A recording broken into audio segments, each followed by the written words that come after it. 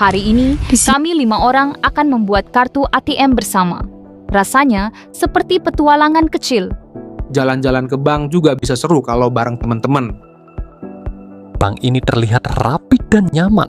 Semoga prosesnya cepat saja. Tunggu sebentar saja, nanti giliran kita. Jangan panik. Yeay, kartu ATM-ku sudah ready. Terima kasih, Bu Teller. Kita berhasil. Sekarang, kita bisa lebih mandiri dengan kartu ATM ini. Halo semua, hari ini kita akan membahas tentang kartu plastik dan ATM. Apa saja manfaat dan kekhawatiran kalian tentang penggunaannya? Saya sering menggunakan kartu ATM untuk penarikan uang dan pembayaran. Mudah dan cepat, tidak perlu membawa banyak uang tunai. Tapi, apakah kartu plastik itu aman? Saya pernah mendengar cerita tentang penipuan kartu ATM. Kartu modern biasanya memiliki chip keamanan dan fitur verifikasi PIN. Penting untuk selalu menyembunyikan PIN saat mengetikkannya. Dengan pengetahuan yang tepat, kartu plastik bisa menjadi alat yang aman dan praktis untuk mengelola keuangan. Jangan takut untuk menggunakannya. Di sini saya akan menjelaskan tentang definisi kartu plastik. Apa itu kartu plastik? Kartu plastik adalah alat pembayaran atau identitas yang diterbitkan oleh bank atau lembaga keuangan untuk mempermudah transaksi finansial atau autentikasi. Kartu plastik sebenarnya bukan merupakan salah satu bentuk lembaga keuangan dalam pengertian sebagai suatu badan usaha.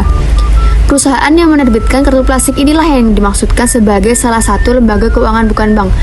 Meskipun perusahaan kartu plastik termasuk dalam lembaga keuangan bukan bank, penyelenggaraan atas jenis dari perusahaan kartu plastik ini bisa saja suatu lembaga keuangan berupa bank. Pengertian kartu plastik sendiri masih sangat luas. Kartu plastik dapat berupa kartu kredit, kartu debit, kartu penarikan uang tunai melalui anjungan tunai mandiri atau ATM, dan charge card. Perusahaan yang menerbitkan berbagai bentuk kartu plastik ini dapat digolongkan sebagai salah satu bentuk lembaga keuangan bukan bank karena kartu plastik tersebut pada dasarnya dapat digunakan sebagai alat untuk kegiatan penghimpunan dan penyaluran dana dari dan kepada masyarakat. Kartu plastik merupakan alat berbentuk kartu yang diterbitkan oleh suatu lembaga keuangan dan dapat digunakan untuk berbagai macam transaksi keuangan. Perkembangan penggunaan kartu plastik dalam berbagai bentuknya menunjukkan bahwa alat ini tidak hanya digunakan sebagai alat pembayaran, tetapi juga untuk tujuan lain seperti penarikan uang tunai. Nah, yang selanjutnya jenis-jenis kartu plastik yang umum digunakan dalam layanan keuangan. Kartu plastik atau cash center merupakan alat yang digunakan oleh perbankan dan lembaga keuangan untuk memudahkan nasabah dalam melakukan berbagai transaksi serta mendapatkan layanan tertentu. Setiap jenis kartu memiliki fungsi dan kegunaan yang berbeda sesuai dengan kebutuhan penggunanya. Yang pertama, kartu ATM. Kartu ATM adalah kartu yang digunakan untuk melakukan transaksi melalui mesin ATM. Dengan kartu ini, nasabah dapat menarik uang tunai, melakukan transfer, mengetik saldo, serta membayar beberapa tagihan. Kartu ATM terhubung langsung dengan rekening tabungan atau giro, sehingga setiap transaksi menggunakan nada milik sendiri yang tersimpan di rekening tersebut. Yang kedua, kartu debit. Kartu debit berfungsi sebagai alat pembayaran non-tunai di berbagai macam toko, seperti restoran dan minimarket, untuk transaksi online sesuai ketentuan bank. Setiap kali kartu debit digunakan, saldo di rekening tabungan akan langsung terpotong sesuai dengan jumlah transaksi tersebut, karena pembayaran dilakukan menggunakan uang sendiri. Yang ketiga, kartu kredit. Kartu kredit merupakan alat pembayaran yang menggunakan dana pinjaman dari bank. Bank akan membayar terlebih dahulu transaksi yang dilakukan. Kemudian nasabah wajib membayar tagihan tersebut pada tanggal jatuh tempo. Kartu kredit memiliki batas pemakaian atau limit yang disesuaikan dengan kemampuan keuangan nasabah dan dapat dikenakan bunga jika pembayaran terlambat. Yang keempat, kartu prabayar. Kartu prabayar adalah kartu yang harus diisi saldo terlebih dahulu sebelum digunakan. Kartu ini tidak terhubung langsung dengan rekening bank, sehingga lebih aman untuk transaksi sehari-hari. Contoh kartu prabayar antara lain e-money, e-tol, dan kartu transportasi umum. Nah, yang kelima, kartu charge. Kartu charge hampir sama dengan kartu kredit, namun seluruh tagihan harus dibayar lunas pada akhir bulan tanpa fasilitas cicilan. Kartu ini menuntut kedisiplinan dalam pengelolaan keuangan dan biasanya digunakan oleh pelaku bisnis atau perusahaan. Yang keenam adalah kartu flash. Breezy atau Tapcash merupakan kartu elektronik berbasis nirsentuh. Cara penggunanya cukup dengan menempelkan kartu pada mesin pembaca. Kartu ini banyak digunakan untuk pembayaran transportasi umum, parkir, minimarket, dan tol karena proses cepat dan praktis. Yang ketujuh, kartu member. Kartu member atau loyalty card adalah kartu keanggotaan yang berisi identitas pelanggan. Kartu ini digunakan untuk mendapatkan berbagai keuntungan seperti poin, diskon, atau promo khusus, namun tidak berfungsi sebagai alat pembayaran. Nah, yang terakhir, kartu identitas perbankan. Kartu identitas perbankan adalah kartu yang digunakan untuk keperluan identifikasi atau akses tertentu di lingkungan perbankan atau perusahaan. Contoh adalah kartu nasabah khusus, kartu perusahaan, atau kartu akses internal bank yang berfungsi untuk mendukung layanan dan keamanan. Sistem kartu plastik. Sistem kartu plastik adalah rangkaian mekanisme yang melibatkan beberapa pihak untuk memastikan transaksi berjalan aman dan efisien. Pihak-pihak yang terlibat. Yang pertama, penerbit, bank atau lembaga keuangan yang mengeluarkan kartu kepada nasabah. Lalu yang kedua, pengelola, organisasi internasional seperti Visa, Mastercard, JCB, atau bank lokal yang menyediakan jaringan komunikasi data transaksi.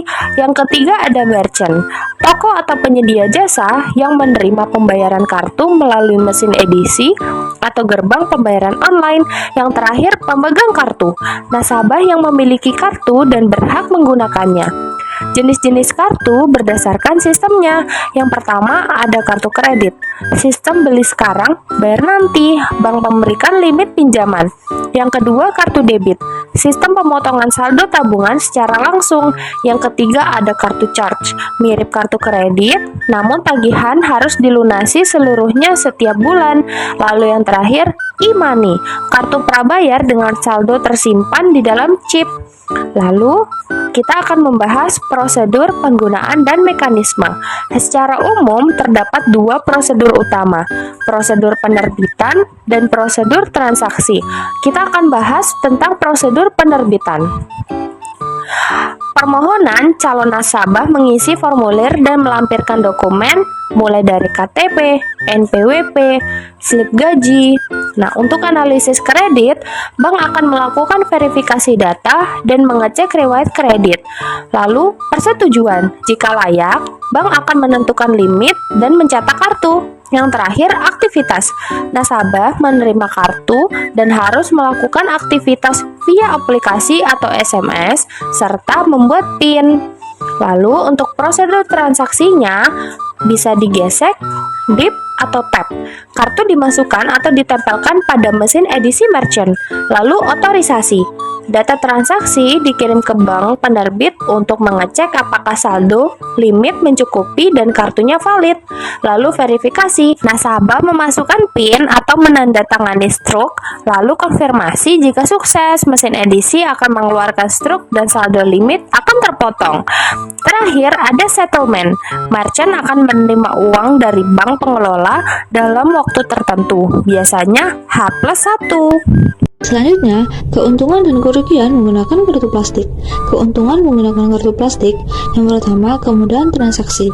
Kenapa kok mudah? Ya, kartu plastik memungkinkan Anda melakukan transaksi secara mudah dan cepat, baik secara online maupun offline. Yang kedua, ada fleksibilitas pembayaran. Kartu plastik memungkinkan Anda melakukan pembayaran secara cicilan atau kredit, sehingga memudahkan pengelolaan keuangan. Yang ketiga, aman dan nyaman. Dengan fitur keamanan seperti PIN dan chip sehingga transaksi menjadikan lebih aman. Dan yang keempat ada rekam jejak transaksi. Kartu plastik memungkinkan Anda memantau riwayat transaksi sehingga memudahkan pengelolaan keuangan. Dan yang terakhir keuntungannya ialah reward dan promo. Banyak kartu plastik yang menawarkan reward dan promo yang menarik seperti cashback, poin, atau diskon. Selanjutnya, kerugian menggunakan kartu plastik. Yang pertama, kartu plastik itu ada biaya administrasi. Kartu plastik seringkali memiliki biaya administrasi yang harus dibayar setiap bulan atau tahun. Dan yang kedua, ada bunga dan biaya lain. Keuntungan kartu plastik bukan hanya bagi penggunanya, tapi ada keuntungan bagi bank. Kartu plastik seperti kartu kredit, debit, prepaid memberikan keuntungan signifikan bagi bank, terutama sebagai fee-based income melalui iuran tahunan, bunga pinjaman, denda keterlambatan, dan komisi dari merchant atau interchange fee. Selain itu, kartu plastik tersebut dapat meningkatkan efisiensi operasional, mempermudah pengelolaan data transaksi nasabah, mengurangi biaya pengelolaan uang tunai, dan serta memperkuat loyalitas nasabah. Keuntungan kartu plastik bagi bank: pertama, pendapatan komisi dan bunga fee-based income dan interest yang terdiri dari iuran tahunan atau annual fee, biaya administrasi tahunan yang dikenakan kepada pemegang kartu, bunga kartu kredit, pendapatan bunga yang tinggi jika nasabah tidak membayar lunas tagihan, denda keterlambatan, biaya sanksi jika nasabah telat membayar tagihan, interchange fee, komisi dari merchant setiap kali kartu digunakan untuk bertransaksi, dan yang terakhir biaya administrasi atau tarik tunai, biaya tambahan saat kartu digunakan untuk mengambil uang di ATM. Selanjutnya, efisiensi operasional dan manajemen. Yang pertama, penyederhanaan pembukuan dengan adanya sistem transaksi digital. Seluruh transaksi nasabah tercatat secara otomatis dan terintegrasi dalam sistem pembukuan bank. Hal ini mengurangi kebutuhan pencatatan manual yang biasanya memerlukan banyak tenaga kerja dan waktu. Selain itu, pembukuan digital membuat data keuangan lebih rapi, akurat, dan mudah dipantau secara real time. Bank juga dapat meminimalkan kesalahan pencatatan, serta mempercepat proses pelaporan keuangan dan pengambilan keputusan manajemen. Yang kedua, pengurangan idle cash. Transaksi non-tunai membantu bank mengurangi jumlah uang tunai fisik yang harus disimpan di kantor, cabang, maupun mesin ATM. Berkurangnya idle cash membuat pengolahan kas menjadi lebih efisien karena bank tidak perlu mengeluarkan biaya besar untuk penyimpanan, pengamanan, distribusi, dan perawatan uang tunai. Selain itu, dana yang sebelumnya mengendap dalam bentuk tunai dapat dialokasikan ke aktivitas yang lebih produktif, serta penyaluran kredit atau investasi sehingga meningkatkan efisiensi dan kinerja keuangan bank. Yang keempat adalah keamanan. Keamanan itu mengurangi risiko kerugian fisik akibat pengelolaan uang tunai secara insentif. Secara keseluruhan, kartu plastik mengubah cara nasabah bertransaksi menjadi lebih cashless, yang menguntungkan bank melalui pendapatan bunga dan biaya layanan serta efisiensi operasional yang lebih tinggi. Pemasaran dan loyalitas nasabah. Yang pertama, mencegah migrasi nasabah. Bank tidak hanya menjual fungsi alat bayar, tetapi menjual ekosistem. Semakin dalam nasabah masuk ke ekosistem tersebut, semakin tinggi biaya atau kerumitan untuk pindah yang mereka hadapi. Yang pertama, poin yang dikumpulkan membuat nasabah merasa rugi jika berhenti menggunakan kartu tersebut sebelum poin ditukarkan.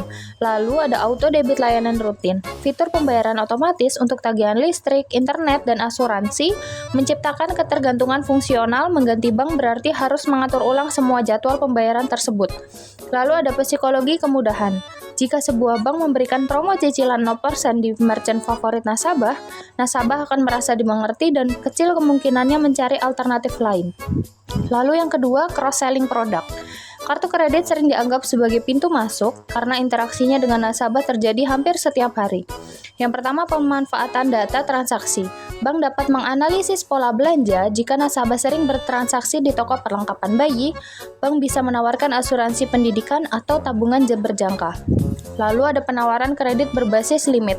Nasabah dengan riwayat pembayaran kartu kredit yang baik sering ditawari KTA atau kredit tanpa agunan, atau kenaikan limit secara proaktif tanpa perlu proses administrasi yang rumit dari awal. Lalu ada bundling produk. Misal syarat untuk mendapatkan bebas biaya iuran tahunan adalah dengan membuka rekening tabungan baru atau mendaftarkan asuransi jiwa di bank yang sama.